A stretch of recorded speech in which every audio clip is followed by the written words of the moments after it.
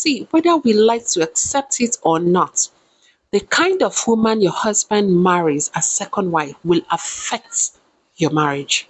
If you know that you are a first wife and staying, remaining in that marriage, if your man should go polygynous, is an option for you or one of your options, then please listen to this. It's very important. Assalamu alaikum. Welcome to my channel. My name is Haritha and my kunya is Salim. So, we have three sides of women when it comes to polygyny. We have those that would leave the marriage the moment it turned polygynous. They just know that there is no way they won't be fine, so they leave. We have those that will stay no matter how toxic and unhealthy it becomes. They will die there. They will stay. Then we have those that are, let's see how it goes. If I'm able to cope healthily, I'll stay. And if I'm not able to, despite all my efforts to cope, if I can't, I'll leave. I belong to this group. However, what I want to say now applies to me too. As long as you have an option of staying for you, whether that's your only option or is one of your options, pray against certain women being your masna. Pray against certain women being married into the dynamics of your marriage. Number one, the women who feel that they are coming in as a second wife, not because the man wants to marry them as a second wife, not because he's interested in them and say, oh, I would like to add this to, my wives. Not because polygyny is halal and this man just wants to exercise a permission. They actually think they are coming to save the man from an unhappy marriage. They actually think they are the apple of this man's eyes and you were not enough. That is why this man is coming to them. Pray against them because that mindset is very destructive. You wouldn't know. These women already have that mindset. And so when they come, after the new thing fees subsidized and this man goes back to de facto, and this man goes back to default settings, reality sets in, and then there is a whole thing of, why are you being this way with your first? I thought you meant nothing. That was why you came to me. Now they're going to be hurt and they're not going to channel this feeling, this hurt feeling towards the man, but you. That's when you see they have problem with anything that you do. They have problem with everything that you do. They blame you for every decision of the man. Some people will be like, we will not live together. So it doesn't even mean, my dear, please pray. Because you can be in China and she is in Morocco. Yet her mindset can cause issues in your marriage. So pray against them. Number two, pray against women who are not there to share but to take. There are women who don't come into polygyny to share the man. There are those who maybe somehow in their head, they were able to, convince themselves to become so delusional that they think once they come in, the man will totally forget you and then focus on them. So the man is married to two wives, but in essence, one wife and only them. Pray against women with such mindset because they are not there to share. They are there to take. And when you go to a place to take, the effort you put into taking is more forceful than the effort someone who is in a place to share would put. For example, if you're eating food and somebody says, oh, I want to share with you, and then the person comes, everybody's relaxed. You're eating, she grabs her spoon, she's eating as well. You understand? But when someone comes to say, I want to take the food, you will struggle too.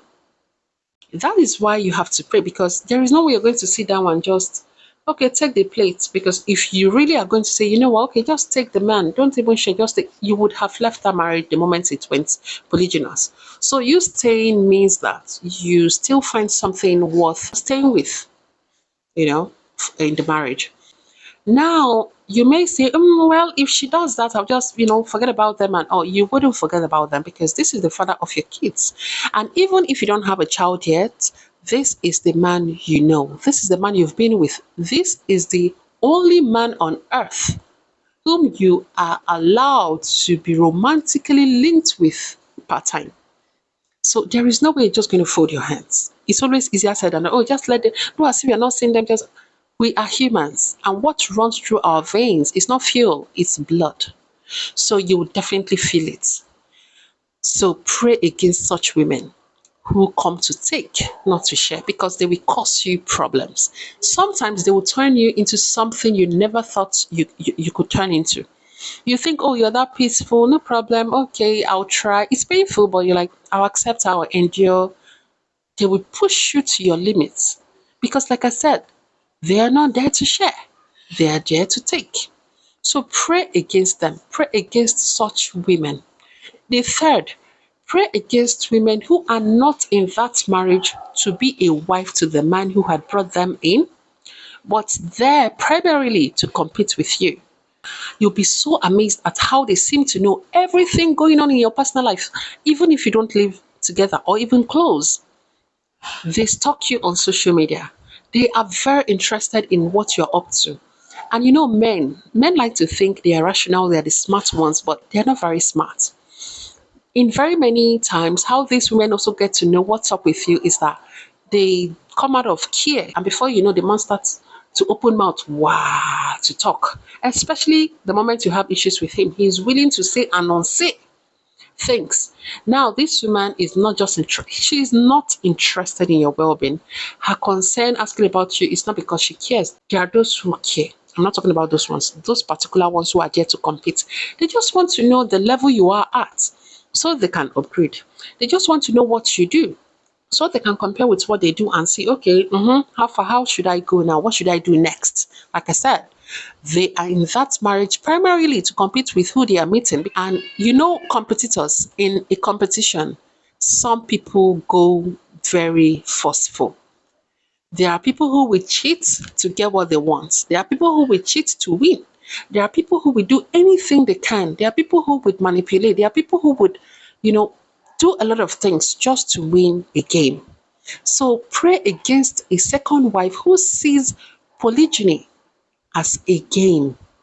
And so she is there to compete to win. The fourth, pray against any woman associated with diabolism. Any woman who is diabolic or related to diabolical, people. Back then when I hear people say, oh, some sisters are doing this, they are, going diabolical, they're using jazz or juju, as we call it in Nigeria, to make them their husband's favorite or to turn their husband against the first wife so that his focus can be on her and her children. I used to be like, you should calm down. You are just saying this just because you want to paint sisters black. But sister, I am so displeased to shock you that they exist. And this dynamics is worse in polygyny because there are sisters who are truly diabolical. Look beyond what they were, look beyond the knowledge, oh, they can recite Quran, oh, they have memorized Quran, mashallah. There are people who are willing to go diabolical just to make them the apple of their men's eyes. Just to make them the only thing the man cares about. Just to turn that man against you and your kids. Now, there is another way to this. It's possible that your Mathna is not diabolical. Her Tawheed is 100 over 100, mashallah. But she is from a family where going diabolical is a way. Now, it's possible this woman, this Mathna of yours, is not in any way doing anything diabolical to harm you, but someone from where she's coming from is doing it in the name of protecting the interest of their daughter, whether she knows or not. In fact, in most cases, this woman, your mother might not even know because she wouldn't support it based on her what? Her iman. But her family member, mostly her mom or her sister, some even say they're friends, would now be the ones to take this matter, to a diabolical realm to cause chaos in your home or to cause you problems. So you need to pray, really. We like to say the man and the second wife has her marriage and you have your marriage. Excuse you, you are sharing the same man in the same institution called marriage. Because if you ask the man, how many wives are you married to? He's going to say two. He's not going to say, oh, I'm married to one here, I'm married to one here. He's married to two wives. So you are all in the same marriage. You just then will create a relationship with your man, and then she creates a relationship with her man. But to the man, is one marriage. It's two people who have different marriages, but to him, it's one marriage, just different relationships with two people in that marriage. So the person coming in as your partner can affect a lot, can do a lot. So pray. Because at the end of the day, the only thing that can change Qadar is dua. So even before it happens, start talking to the one who listens, who knows even before it happens, and who can decide it ultimately. And that is Allah. Start praying, to be honest, because if you're thinking when that time comes, you now drag your man's attention and say, oh, see what is happening. See, don't waste your time. A lot of these men are not able to think straight in polygyny. Pray. So, dear first wives, pray, okay? And may Allah subhanahu wa ta'ala never test us with mathna, thulatha, waruba'a greater than we can bear. Ameen. Assalamu alaikum.